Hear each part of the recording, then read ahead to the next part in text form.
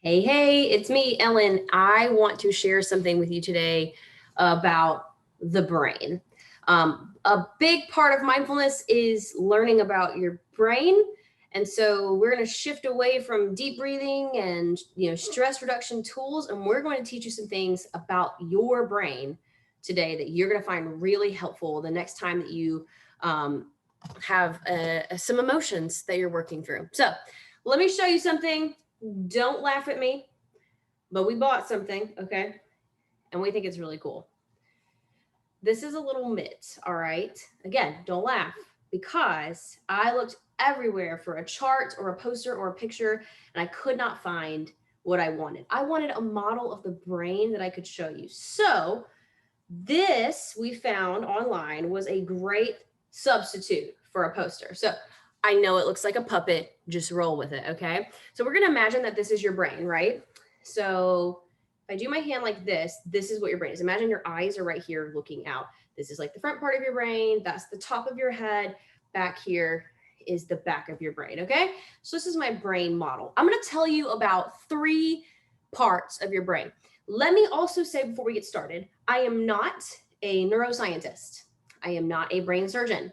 This is going to take what we know about the brain and way simplify it. Okay. If you like the brain, there's a whole lot more going on here that I encourage you to research. Okay. I'll also say that this comes from Dr. Dan Siegel. He's the one that has pioneered this triune brain model and concept. So do look at his stuff. It's awesome. This is just our take on it. So we're going to reduce some stuff down and make it a little simpler for us to understand.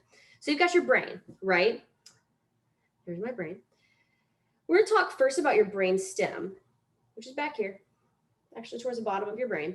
And your brain stem controls, and I'm going to give you a big word here, your autonomic nervous system. Your autonomic functions are the things that happen in your body that you have no control over.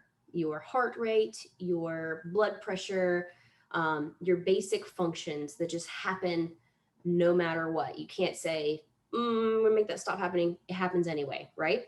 Our breathing, our body temperature. I might have said that already, but these are the things that your brain stem controls.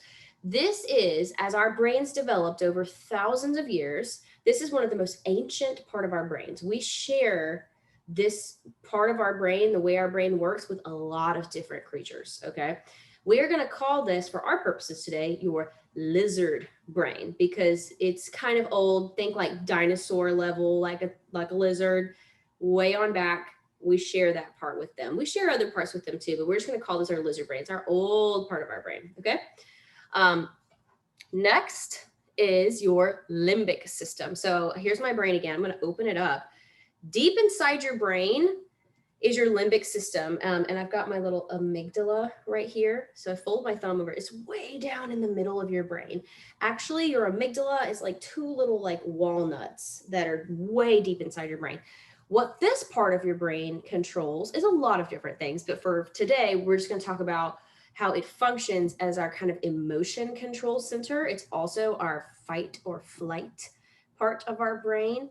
You might hear people say fight, flight, freeze, but the freeze part is actually in our lizard brain because it's a more ancient response to something scaring us and being threatened. We freeze up. That's like, when you see an animal kind of like, if I don't move, maybe it won't see me. I forget what it's called, but I heard it on a podcast. It's like a tonic immobility, like we just freeze up. That's actually in your lizard brain.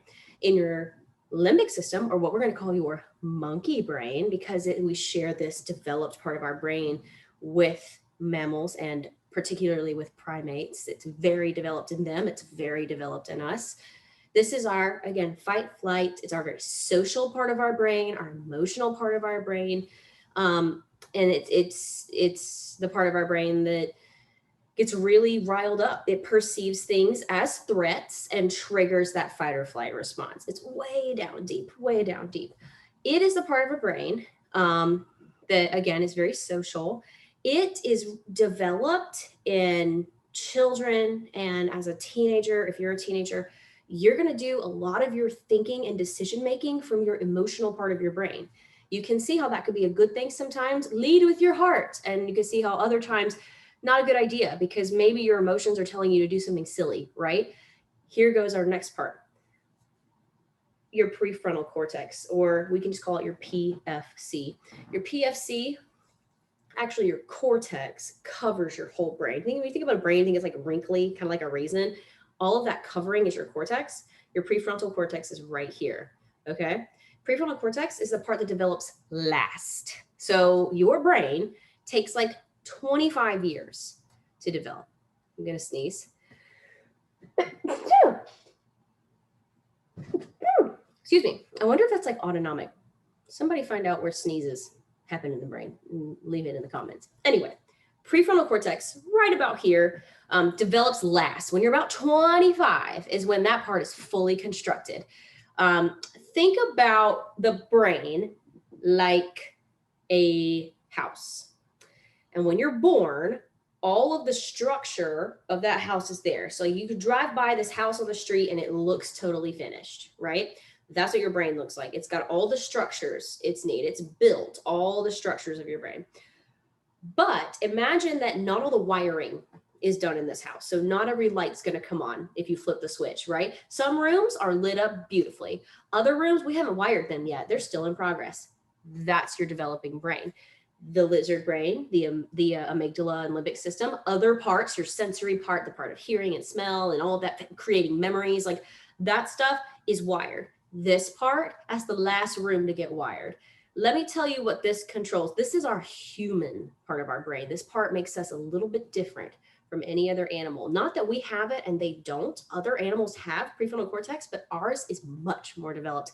The lining is actually a lot thicker, that cortex, but it means that we are really good at planning and strategy. This is the part of your brain that makes you go, whoa, tap the brakes. That might not be a good idea. I maybe shouldn't try to make that jump, across one building to the other. That might not be a good idea. That's the part of your brain goes, ooh, yeah, ooh, don't know about that.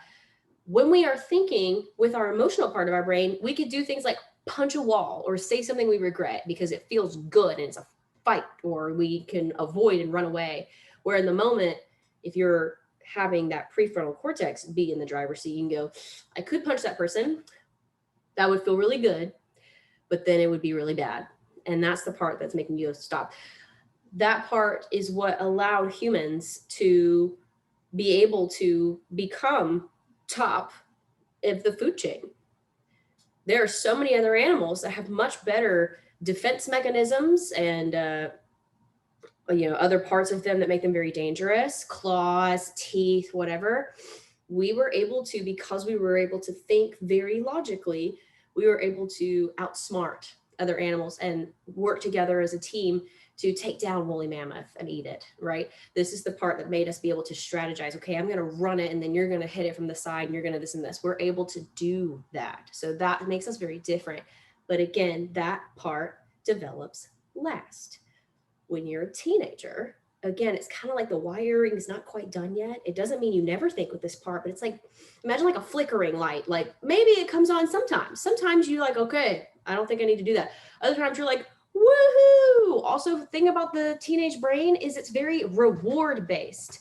So you guys are really crazy about like candy and like fun experiences. So let me give you an example from my teenagehood.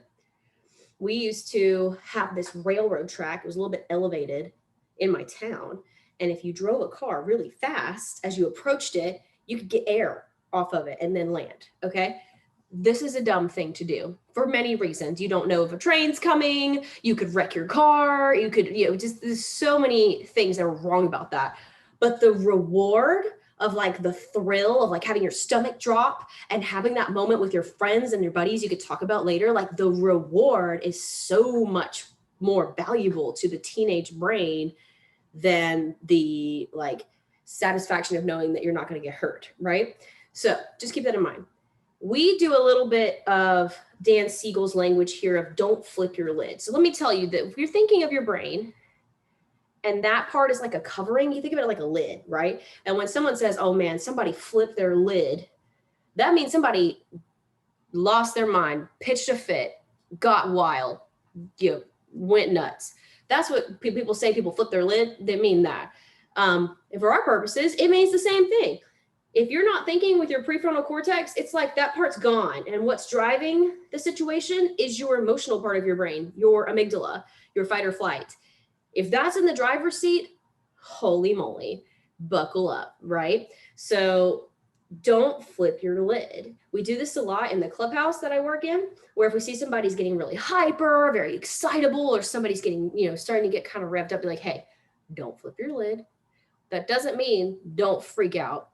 It does mean that, but it also means think with this part of your brain, engage that prefrontal cortex, take a breath, activate this part of your brain. It will help it to develop, to access it, to take a pause and do it. You have seen people, I say this with a teenage brain, but I can tell you that there are adults who flip their lid all the time, right? And they start driving with the, not driving literally, but they start letting the amygdala drive their actions. You see this in videos on the internet where somebody is, laying on the ground, pitching a fit inside of a grocery store because of whatever reason. I need to speak to the manager, blah, that all happens because they have lost their cool. They're not sitting there thinking, okay, I have a problem. How's the best way, the mature way to go about this? Instead, they're kicking and screaming like a 2-year-old on the ground. Guess what? 2-year-old is thinking with that part of their brain. They're doing the exact same thing as somebody who's pitching a fit in a grocery store. Same thing is happening, right? Instead, you can handle your business with your lid down and you'll get a lot more done that way, right? So hopefully that helps. This is our little brain here. Lots of other cute things we can look at. A lot of things I didn't get into. Again, I'm not a brain scientist, but I have read a little bit. And again, I direct you back to Dan Siegel because he's got some great stuff on the triune brain. Let me also say that there's no part of the brain that is like bad. All of these parts are valuable. All of these parts are needed and necessary. So we don't want to treat the limbic system like it's the naughty part of our brain that gets us in trouble. This is the part that makes us feel things. This is the part that makes us social creatures. We need this part. We need all the parts. They all work together in harmony to create us as a whole person, right? And give us the experience of living our lives in the environment around us. So we need all of it. Every part of our brain is special and serves a purpose. So let's remember that too. We appreciate every part of the brain. And I appreciate you hanging out with me and learning a little bit about not flipping your lid. So try that today. Take a breath. Notice when you are using that emotional center, and notice when you shift into prefrontal cortex. So thanks so much, and we'll see you later.